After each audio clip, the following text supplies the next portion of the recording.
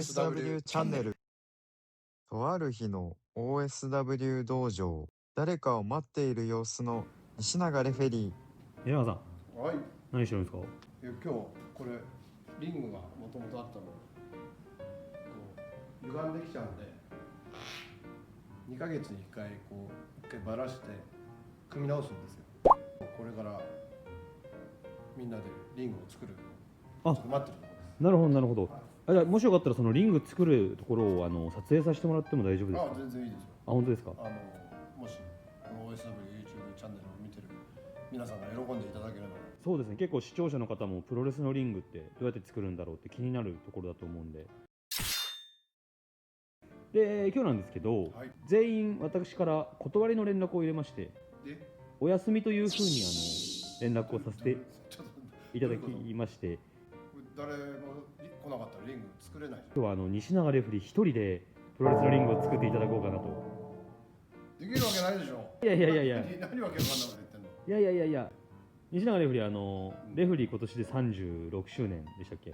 そうですよね。リングの、作成のアルバイトもしてたって聞いたんで、学生の頃ね。はい、それ合わせるとリング何年間作ってますかね？18の時だから40年。そうですよね、大ベテランということで。いやいや言ってる意味はよくわかんないけど、いやもうぜひともプロレスのリング一人で作っていただきたいな。こんな鉄柱70キロ80キロ一人でもう運ぶのは無理もう58だから無理。なるほど。じゃあできないんですね。いや無理、一人じゃ無理だよ。大ベテランの西永レフリーでも40年のキャリアがあってもできないと。無理だよ、一人じゃ無理だよ。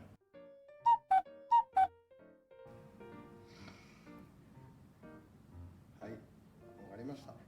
一人でやります。すんげえ時間かかるよ。大体普段は何人ぐらいで？6人、最低でも6人とか8人とか。僕も作ってます。2時間ぐらいかな、リング作るのは。井上正雄さん呼びますよ。よっしゃー。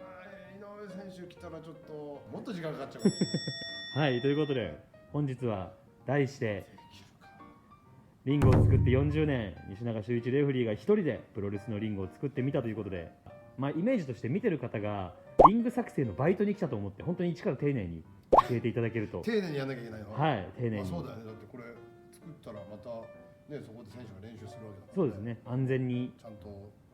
はい、お願いします。ちょっとロータイム中って頑張ってみます。よろしくお願いします。はい。西永レフェリー頑張ってください。はい、じゃあリングの作るところを一から説明したいと思います。本来ならトラックに今リングこう、ね、トラックの箱の中にきれいに積んであるんですけど、今これ昨日みんなでばらした状態ですね。ちょっとその場にそのまま置いてあるんですけど、鉄柱が4本、1、2、3、4と、あとこの支柱ですね、真ん中と、各辺の真ん中に4本、全部で9本の支柱でリングを支えてます。で、最初にそれを置くところから始めます。まず必ず手袋をあげましょう。指挟んだりすると大怪我しちゃうんで、必ずリングを作るときはグローブを貼りましょう。はい、じゃあまずこれセンターの支柱ですね。センターの位置っていうのは大体どうやって決めるんですかね？ビッグマッチの時はその舞台の業者さんがこうやってセンターを出してくれてるんで、その場所に置きます。そのど真ん中ですね。これがずれちゃうと、それこそテレビ中継とか花道とか入場ゲートとか全部ずれちゃうんで、この上によいしょ。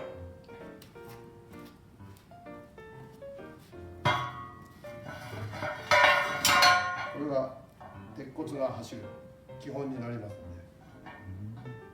大体何キロぐらい？20キロぐらいかな、大体1個は。下はちょっと15キロぐらいかもしれないです。で、その鉄骨が伸びるところですね、それを受ける支柱になります。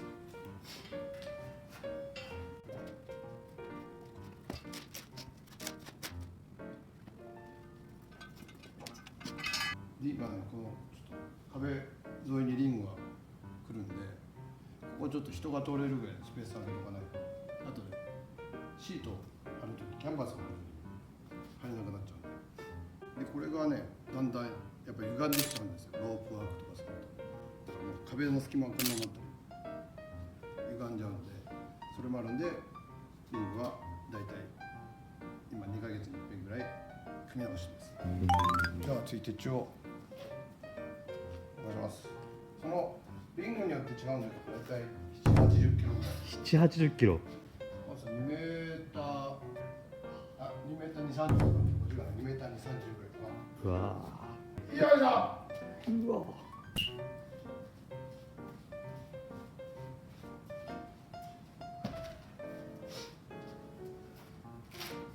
すごい。これを本来トラックから出してる。運ぶんだけど、2人1組でやってるから、1人で運ぶなんてもうありえない。怪我しちゃいけないから。まあ安全面にね。そうで、ね、体育館とかでもそれで怪我しちゃうとプロレスの興行に貸しませんよなんて言われちゃうとね、試合ができなくなっちゃうんですからね。じゃあ普段は安全第一で。もちろん。よいしょ。よ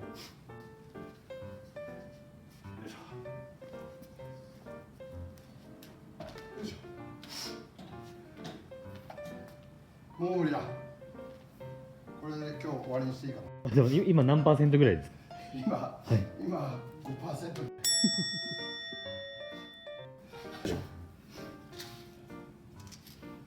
はい、完成。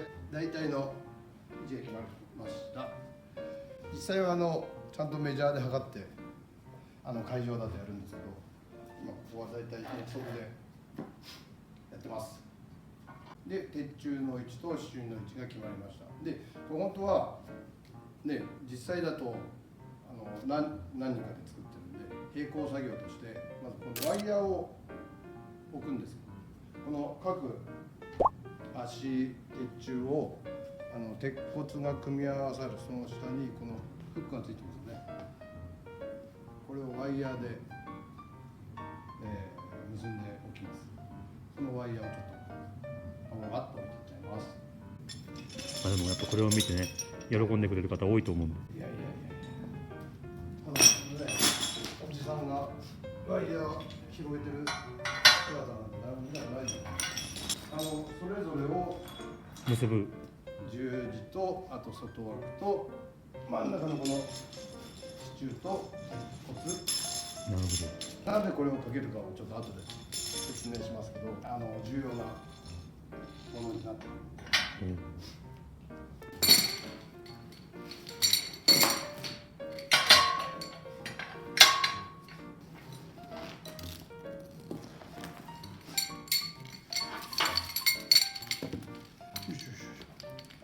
本当はこれねバラバラに置いてありますけど、実際はこうまとめて箱にしまってます。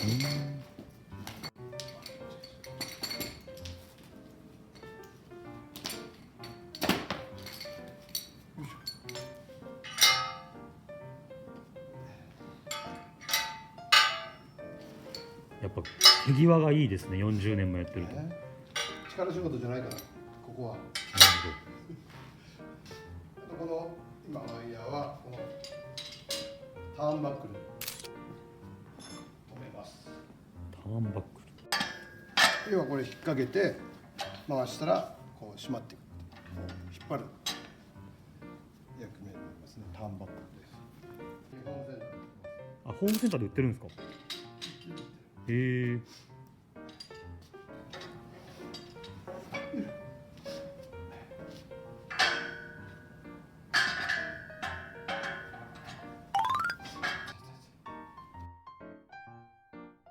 それでは鉄骨を入れていきます。真ん中からセンターの端、いわゆる十字っていうやつを埋めていきます。本当はこういう鉄骨がむき出しになってるんですけど、この鉄骨組んでその上に板を引くんですよ。その板と鉄骨が選手がこう投げられたりしてぶつかった時にパーンっていう音がするんですけど、騒音対れちょっと緩衝材入れて、その音が鳴りにくくしてます。よいしょ。それは何キロぐらいですか？これ30キロ、もっとあるか、40キロぐらい。これも一人で運ぶものでは？運ぶのは一人で運ぶけど、あ、結構こうやって組むときに一人じゃ危ないから、だいたい2人一組。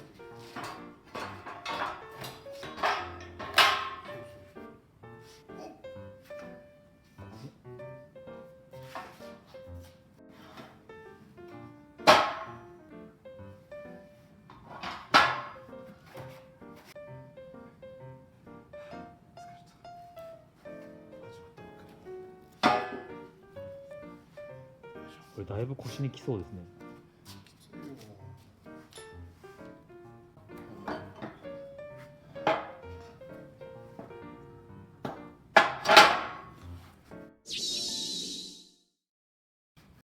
団体によってこのね、鉄骨の重さがね違うんですよ。へえ。重いのはトラディションさんで太いんですよね、布が。鉄も重たい。へえ。で次に重いのがノアのリング。鉄骨がこの中身が空洞じゃなくて鉄の塊の棒になってて、作った当初やっぱり大きい選手が多かったんで、これがね歪んじゃわないように丈夫なリングにしてました。でその次ぐらいに重いこれそれを一人でね作らせようなんてどうかしますよ。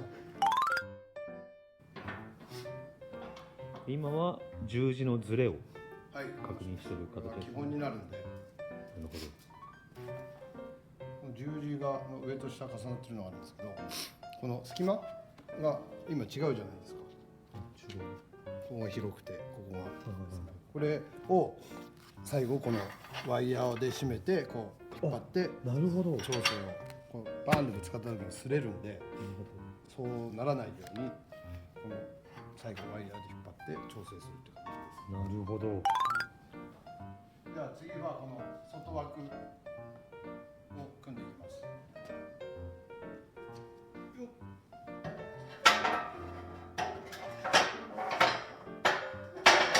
これもね、2人でやらないとこの鉄柱から落っこっちゃったりするんで、今1人でやらされてますけど。後楽園ホールさんって会場5階じゃないですか。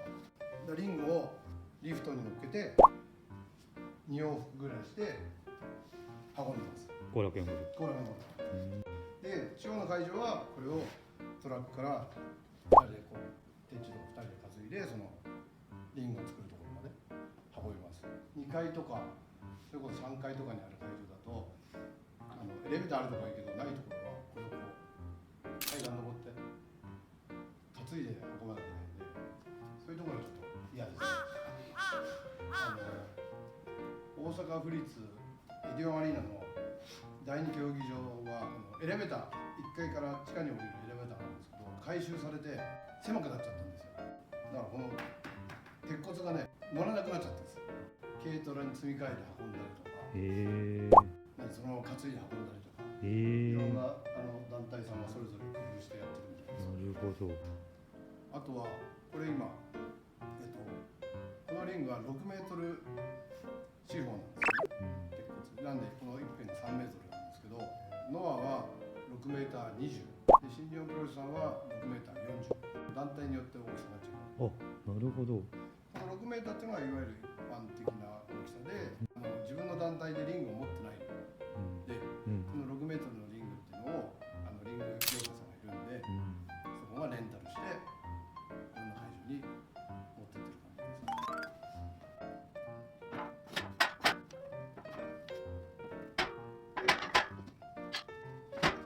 で実際は外枠を全部入れてからこの間のいわゆる羊羹って呼ばれてる業界用語で鉄の塊の棒をはめるんですけど、今それ外はめちゃうと一人じゃ中に持っていけないんで、本当はだから外枠ができた段階でこの十字がまっすぐになってるかどうかを見て、それが OK だったらこの羊羹を組むんですけど、今もうまっすぐになってるんで、そのまま溶岩入れてっちゃいます。はい。はい。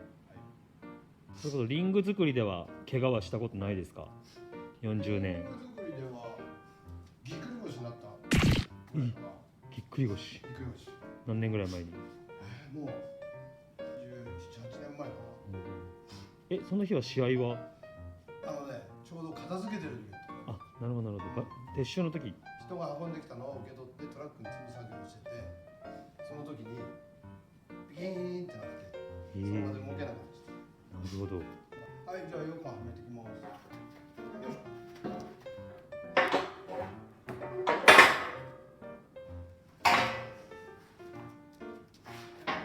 このリングによってはい。羊羹が1本のところがあります。要はこれ2本走ってるけど、真ん中に1本。なるほどなるほど。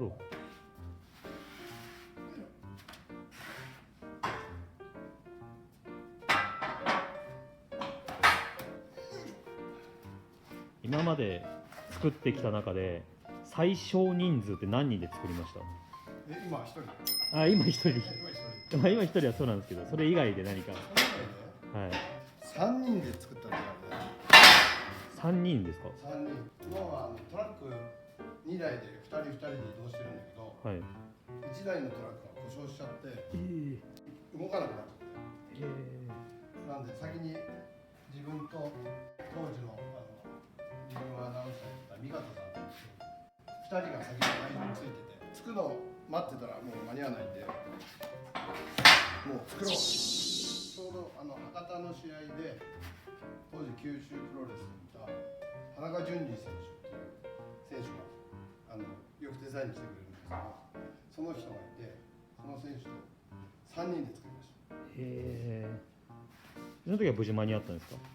うん、リングは間に合いました。ただそのリングの入場ゲートとかそういうのはそっちもう一個のトラックに積んでたんで、それを選手バスを積み替えて持ってきてもらいましたね。なるほど。やっぱ重いの運ぶのが一番大変ですか？そうだね。私は若い時は良かったけど。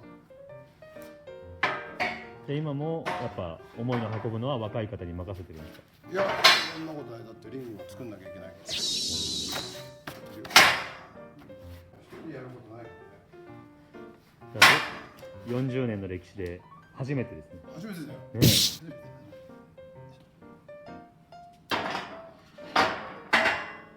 これ羊羹の方がちょっと軽いとかあるんですか？軽い軽い。ね。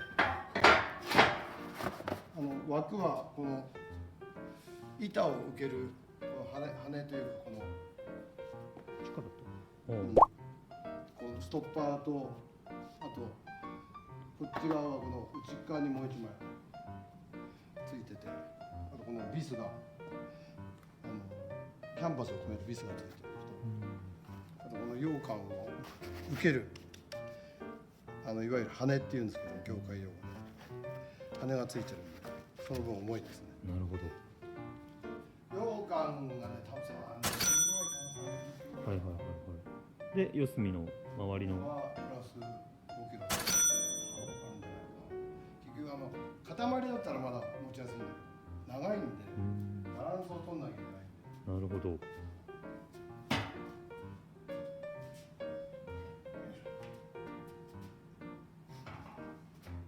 やっぱこれを見てくれてる視聴者の方もどうやってリングができてるのか知れて嬉しいと思いますよ。嬉しいのかな。はい。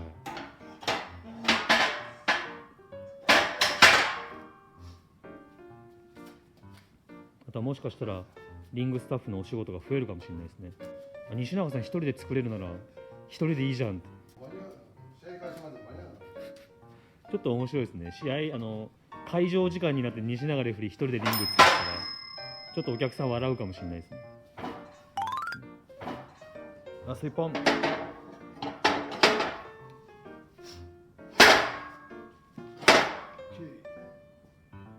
い。はい。これで今40%ぐらいかな。40%。はい。よいしょ。引きます。はい。仕切り板を引きま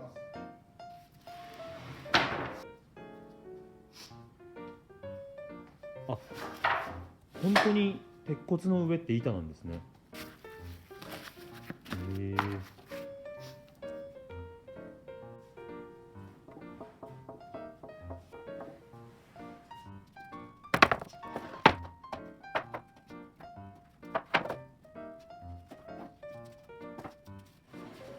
これさっきこの黄色い緩衝材の話したじゃないですか、音をさせないように、はいはいはい。でこの黄色いのがあるところだと、はい。うんうん。はいはいはい。ないところに置くと、あ、全然違いますね。そうそうそう、この音をちょっと抑えるために。抑えるために弾いてます。ああ、なるほど。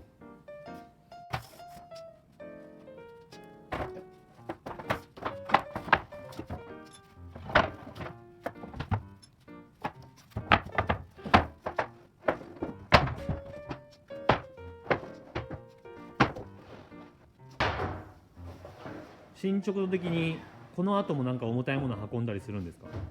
もうね、重いのはない。お、なる重骨とかほど。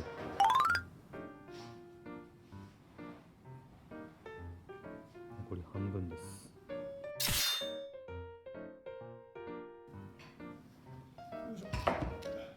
大体その、じゃあ例えば後楽園ホールとかで6時半試合開始の時って、大体何分ぐらい前にはもうリング出来上がってるんですか？後楽園ホールだと、2時半から設営開始。はい。それはもう会場の規定だから、あ、そうなんだ。そこから作って4時前ぐらいかな。1時間半ぐらいで。まあエレベーターで今だから運ぶだけだから。なるほど。時間はかかる。地方の会場でも1時に集合して、あ、そっか、1開始。時間半ぐらいでサクッと。いや、地方だと2時間ぐらいかな、3時とか。そうなんだ。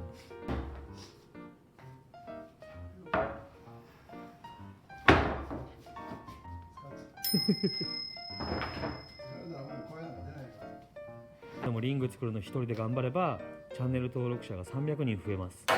400人増えるなら頑張るよ。1000人になるなら頑張ります。そうですね。なので皆さんチャンネル登録をぜひともよろしくお願いします。西永レフリー頑張れって方はチャンネル登録をねしていただけると幸いです。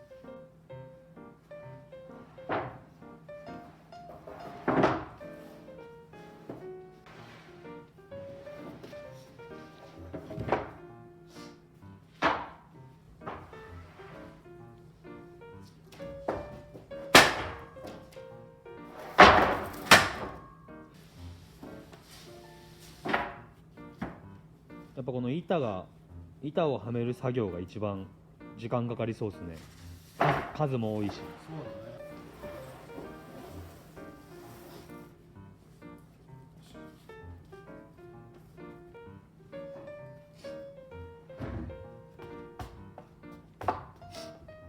ね。今何をされてるんですか？隙間を調整します。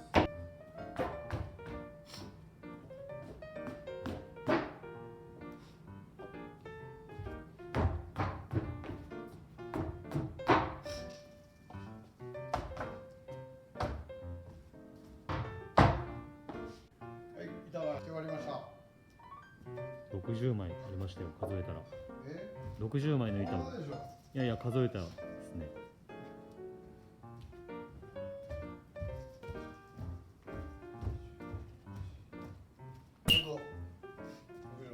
はい、じゃあ次、このウレタンを引きます。これは重いんですか？いや、これは軽いですよ。もう緩衝材なんで。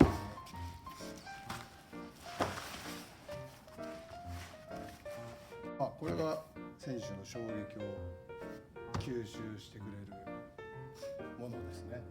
はい。その上に選手は投げられるわけです。全然柔らかくもないですね。なんか。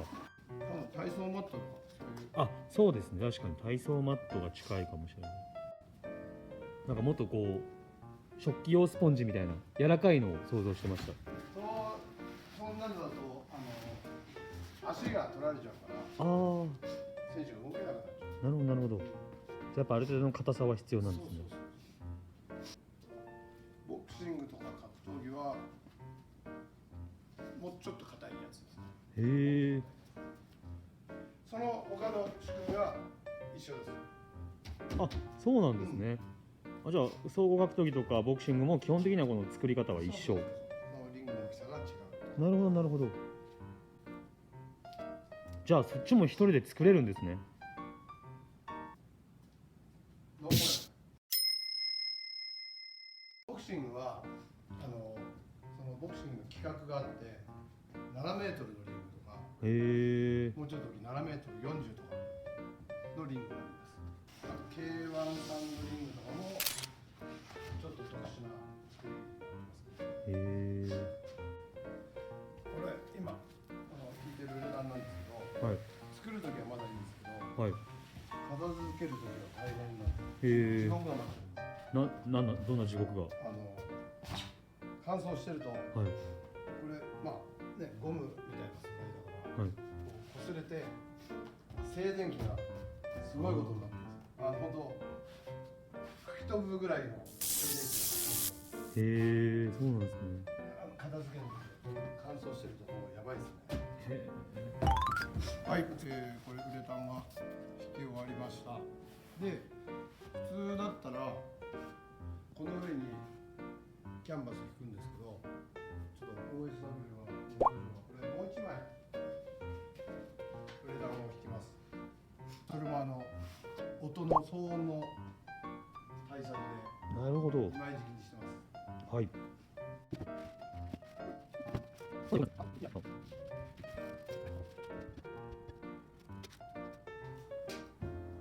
き終わりました。じゃあ次ははい。キャンバスを貼ります。キャンバス。キャンバスってなんですか。リングのマットです。よいしょ。よいしょ。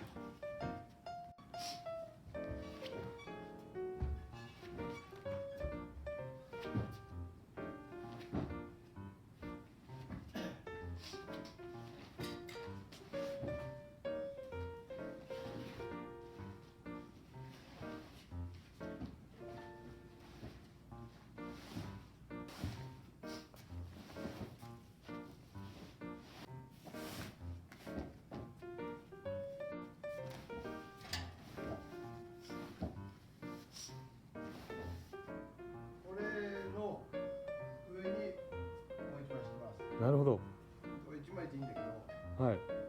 OSW の試合があるときはそのキャンバス使うんで、なるほど。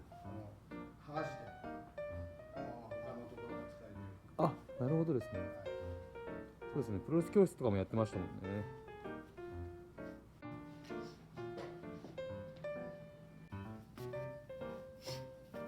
いしょ。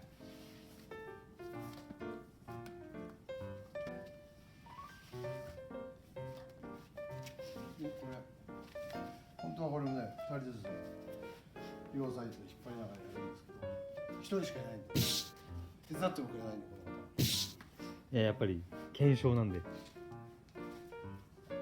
す。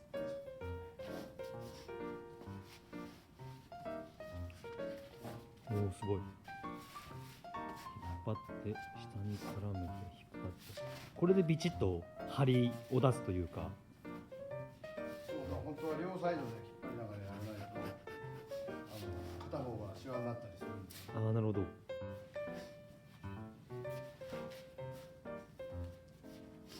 この結び方っていうのもなんかポイントがあったりするんですか。いや、ほどけない、試合中に緩んでほどけないように、なるかつ片付けるときにほどけやすいように。ほど。おお。これで今決まってるんですけど、これをこれともうあ、ほどける状態。本当だ。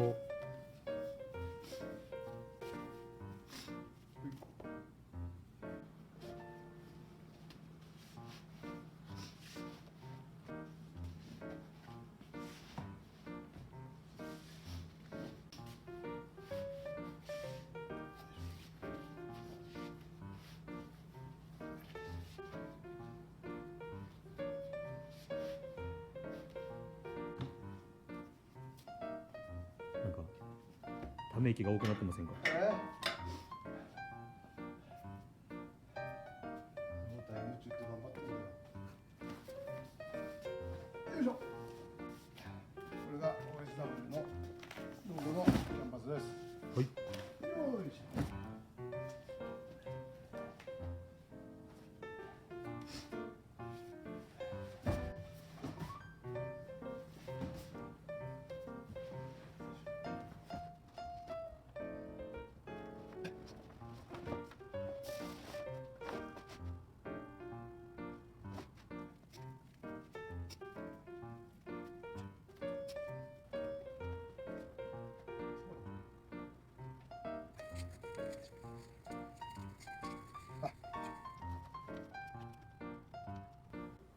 はい、キャンバス貼りました。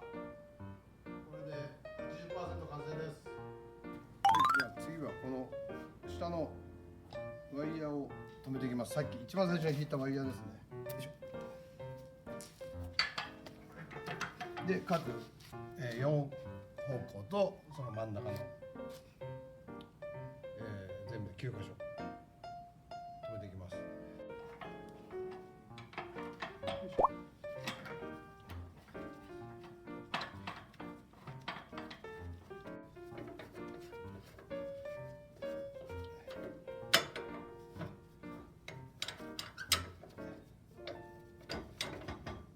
おお。よいしょ。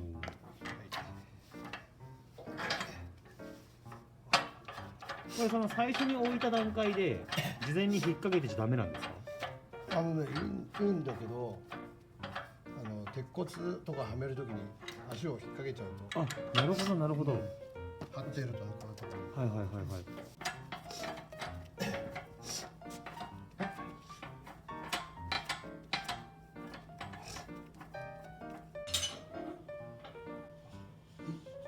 ワイヤーをまずかけました。ロープをかけます。次ロープを引っ掛けるんですが、まず最初にターンバックをかけます。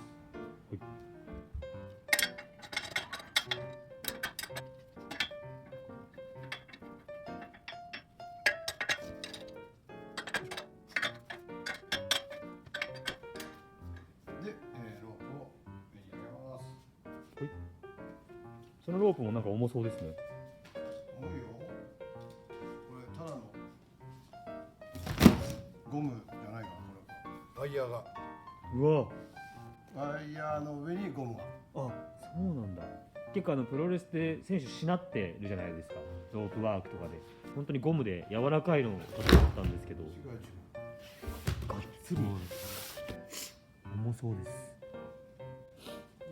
20キロぐらい。20キロぐらい。なるほど。じ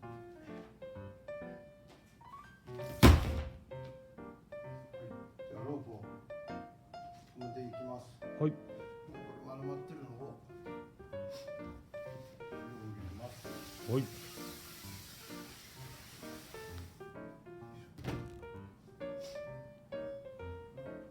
対角に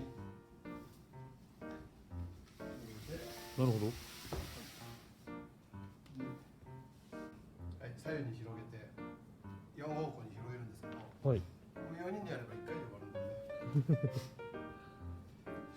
一人で。よいしょ。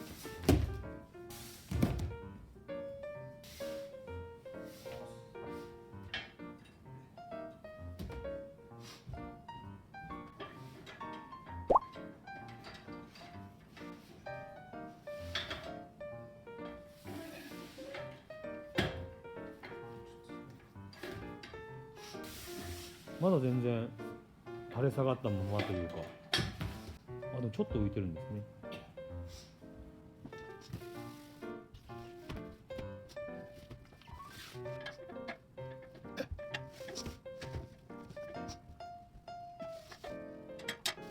あ、でもすごい引っ張ると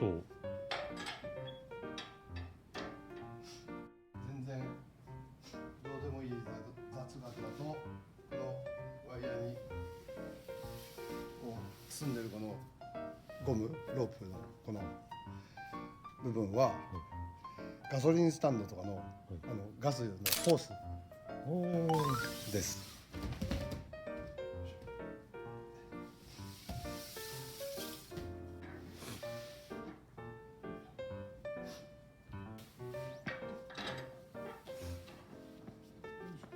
4人でやれば1品で終わると4方向で。思います。なるほど。井上選手と小口選手とあなたがいれば。はい、ロープ張り終わりました。トップロープかかりましたね。ただまだたるんだままですね。そうでこれを締めるんですけど、はい。このターンバックルを締めるんですけど、いその前にさっき鉄柱の下ではめたはい。ワイヤーを引っ張ります。なるほど。下そのワから先に。イヤーを引っ張ることによってはい。この鉄柱がこう立ってる鉄柱がこう引っ張られるんですよ。はい。そうすることによってロープがああ、なるほど。鉄柱が外側に向くことによってロープが張られてこう、へえ、なるほど。はいで最終的にここを巻いてロープのピンと張なるほど。いよいよ終わりが見えてきましたね。る。なんとか頑張りましょう。はい、はい、じゃあこのワイヤーを貼っていきます。まずこのたるんでるワイヤーを手で貼るところまで。なるほど。あとこの棒を使って巻いていきます。あそうするとこの鉄柱がこう中に寄ってきて、こう外に反るんです。あ。へえ。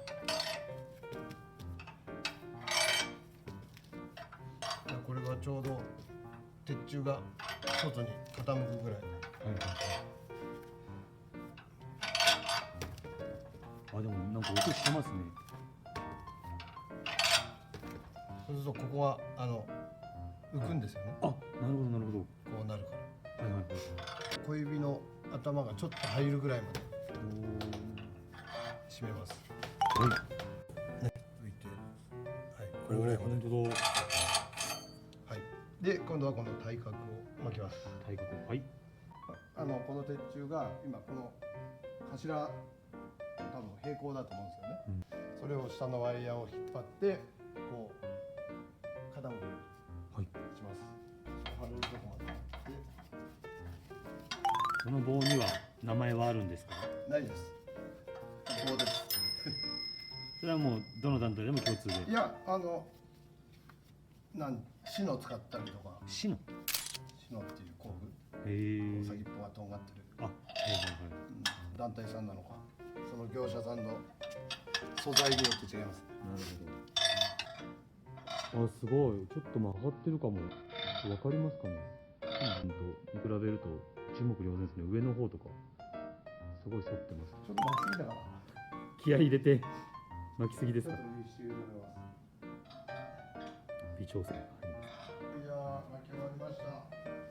で、次はロープを貼っていきます。これでもうだいぶ最初よりロープが割れてると思うんですけど、あとはこのバランス見ながらこう3本をちゃんとなんて水平になってる、平行か、はい。平行3本並ぶように調整をしていきます。はい。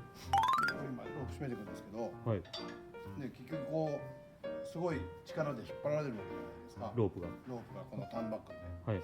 でなおかつこう選手がねロープに走るわけだから、この部分っていうのはすごい衝撃がかかってるんですよね。はい。でこれ今見てもらうと太いワイヤーがこう何重にも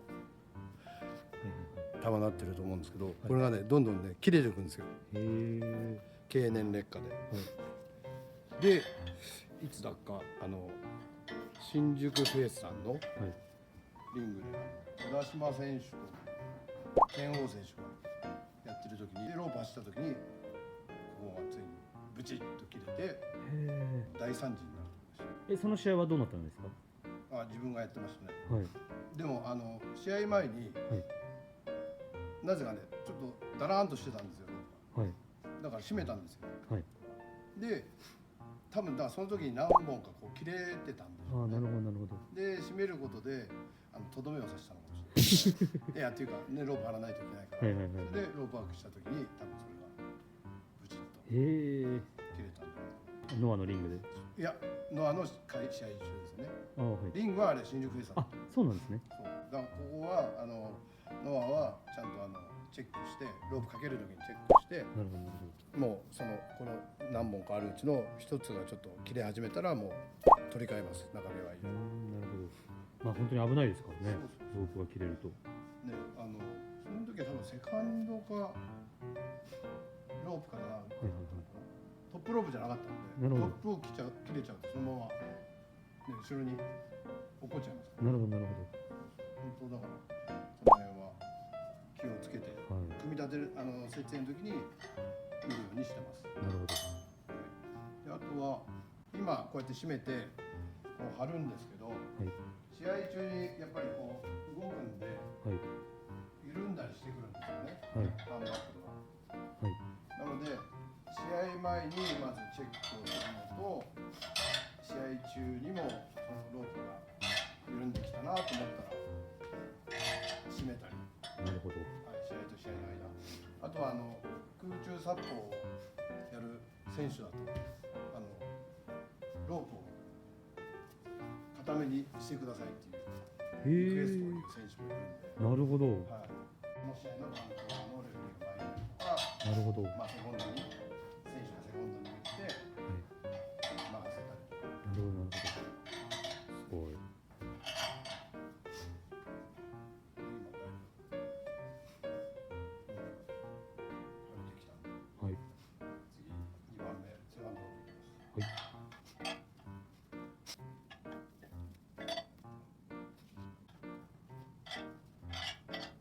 ちょっとやっぱああ本当だ。これぐらいなら切れない。りまだ大丈夫ですね。ただやっぱり劣化はしてきているっていうことですよね。本当だ。なるほど。だからよくロープはローテーションしたりしますね。トップロープ使ってたのはあはい。次セカンドしてセカンドをサードにしてサードを上にしてなるほどなるほど。これどこが一番早いとかあるんですか。劣化しやすいじゃないですか。やっぱり一番ロープ当たるトップロープじゃないですかね。なるほどなるほど。まあ、登ったりとかもしますしね。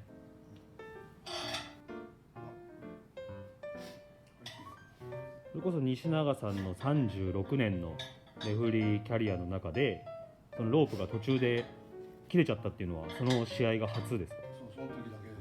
最初で最後。うん。へえ。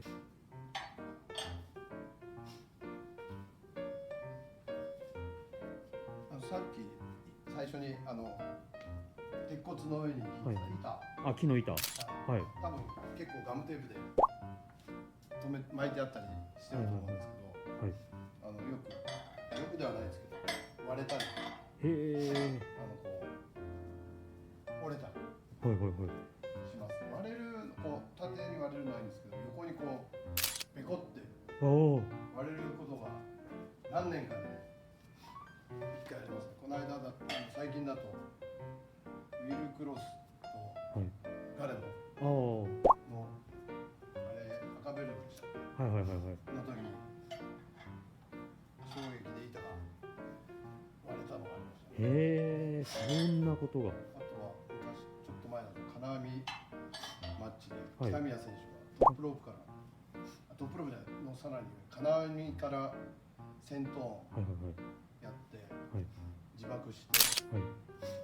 板が3本か4本ぐらいええ。折れましたね。そうなんですね。でこれも4箇所で4人でまだ言ってる。いっぺんに僕は4分の1のそうですね。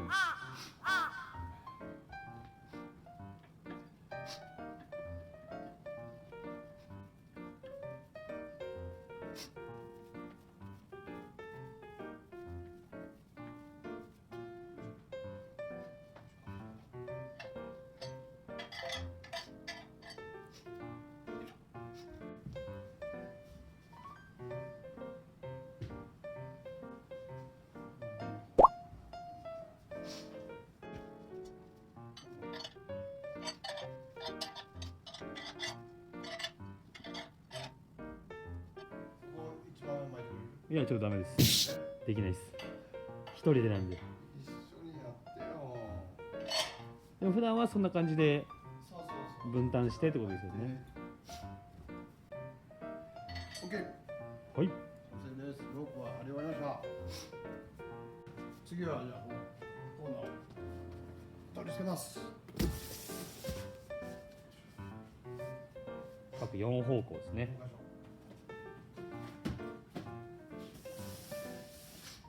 これ四角の縦長とノアさんとかだと丸の3段のであったりすると思うんですけど、なんか違いとかあるんですか？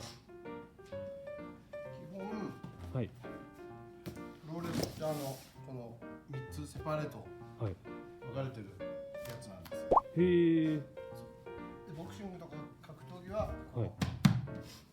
が多いですね。へえ。で、あれ3つに分かれてるとはい。お客さんが見やすいんですよね。はいはいはいはい。これだともうここで隠れちゃうから。なるほどなるほど。あとはそのトップロープに登りづらい、丸のが分かれてるでしょ。はいこれだとこう全部これが固定されてるからはいはいはい。揺れが少ない。ああ、なるほどなるほど。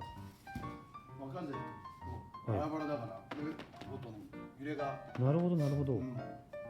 ただお客さんから見えやすい。見やすいし。でこれだと逆にここにねはいはいはい。広告、あ、広告。広告入れたりなるほど。できるっていうなるほどなるほど。メリットがありがとうございます。これコーナーを後ろで。そして本当に普通に結ぶ感じですね。まあちゃんとこういう留め金なんでこううんうんうんきっちり止める場合もあるんですけど、はい。まあ一応ここ練習用なんでそんな取れることがないんで、はい。ここでなるほど。縛ってます。ここもよく選手がぶつかる場所というか使う場所ですよね。ここに登るってこと？登ったりもそうですし、コーナーに振られて、ここにね。そうですそうです。よくぶつかる場所ですよね。あとは悪い人はこれを外してこのむき出しになった角にありますね選手を。ぶつける。そうですよ。皆さんこの金具ですからね。こんなところにぶつかってるんですよあれ。命がけですよ。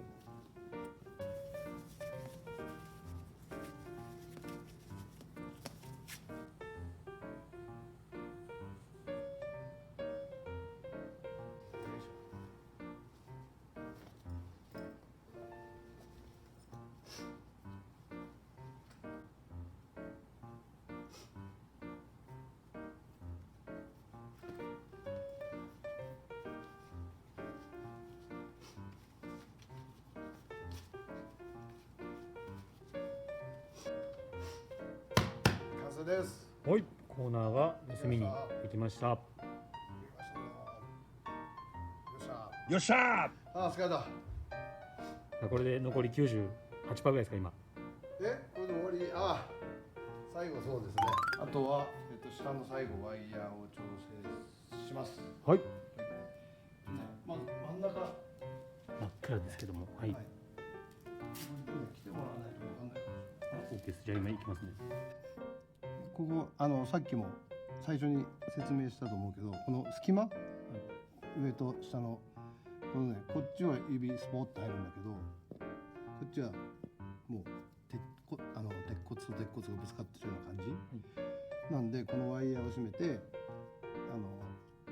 調整をします。で今だとこっちとこっちを引っ張る感じかな。これはもう感覚というか。そう、本当はだから真ん中に人がいて、はい。もうちょっと引っ張ってくださいとか、はい。まだねもっと引っ張ってください、ちょっと緩めてくださいとか、反対側の人引っ張ってくださいとか、なるほどなるほどそう。いう言いながらなんで、はいただ今見る人がいないから、そうですね。あなたはこう撮りながらこうそっち動きましたとか言ってくれれば。それはルール違反ではないですか？いやないね。まあいいや。やっぱりそれでやろう。40年のベテランは。いいね、こっちはいいね。今のでですか？すげえ。あと向こうですね。よいや。さっきそっちから撮ってたと思いますけど、もう大体この本当だ。が同じぐらいの穴の隙間がね。隙間が、はい。今これとこれでここで調整できたんで、はいこの引っ張ってないこことここはい。を今たるんでるんで、はい。それが軽く手で貼れるまで締めたら真ん中は終わりです。であとワイヤーはこのサイドの緩んでるやつを、手で貼って終わりです。これはリングのその揺れるのを揺れて動くのを防ぐ。なるほど。でこれをねあんまり締めすぎると、はい。さっき中に板あるじゃないですか。はいはいはい。板がこう引いてあるでしょ。はい。であんまりこの横を締めすぎるとリングがこう締まっちゃうんで、はい。こう受け身ドーンと取った時板がバコってええ、浮いちゃったりするすごっ。時があるんですよ。なるほどので締めれるぐらいまでに、あまり張りすぎずに。なるはいほど。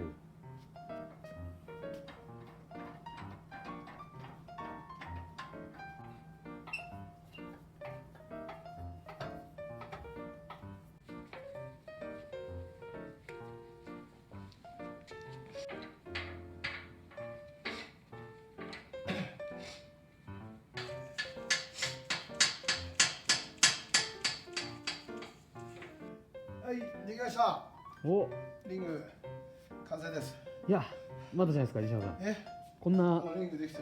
こんな下スケスケでしたっけえ、リングって。まあとりあえず今ね貼ってさっき最初にたるんでた下のワイヤーも全部貼ることができました。はい。本当だ。リングの下はこうなってます。終わり。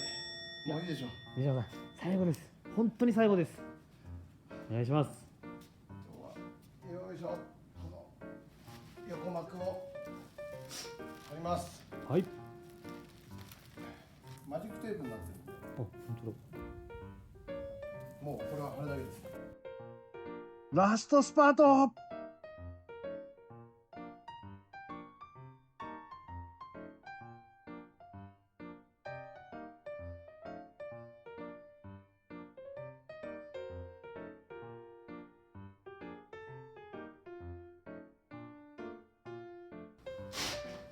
よいしょ。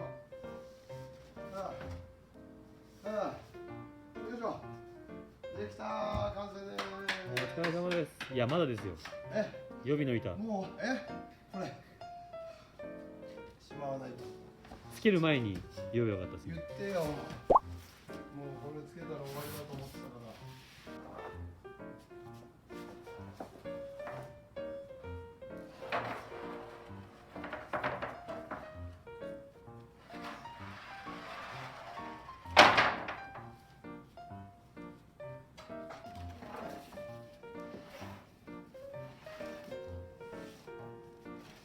よし。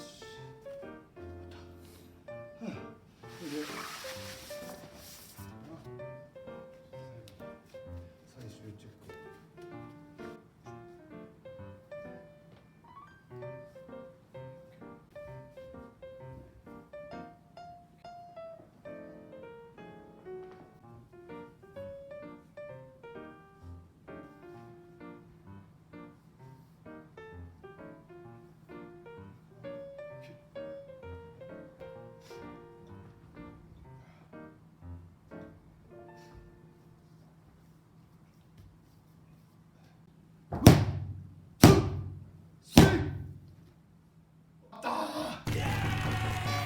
お疲れ様でした。いやー、どうでしたか、今日は。ひどいね。ひどいことやらせるね。いやー、ほんとすみません。公式さん。ただ、これ見てる方々ですね、すごい喜んでくれたのかなと思いますよ。ね、ただリング作ってる、おじさんがリング作ってるだけの映像、面白いのかね。いや、まあプロレスファンの方なら、そのリングってこうやってできてるんだとか、こうやって、選手の皆様が安全に試合を行えるようにリングスタッフチームがやってるんだっていうのがすごい伝わったと思いますし、こういうのを普段見れない裏の部分とか裏の話っていうのも聞けたんで、すごい喜んでくれたんじゃないかなと思いますよ。もしそう思っていただけたんなら、この OSW 公式 YouTube チャンネルを、チャンネル登録、高評価よろしくお願いします。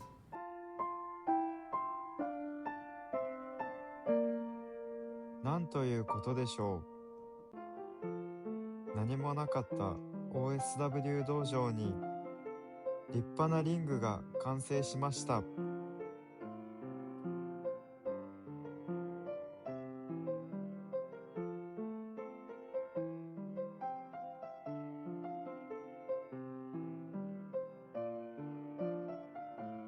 西永レフェリー、お疲れ様でした。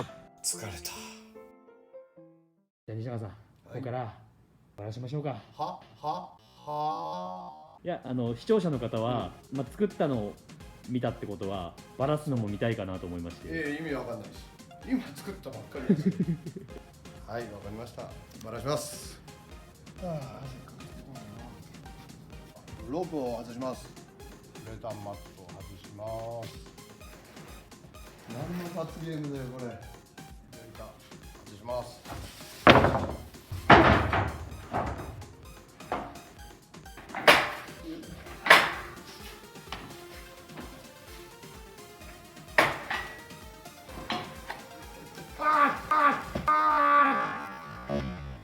次回大事件勃発。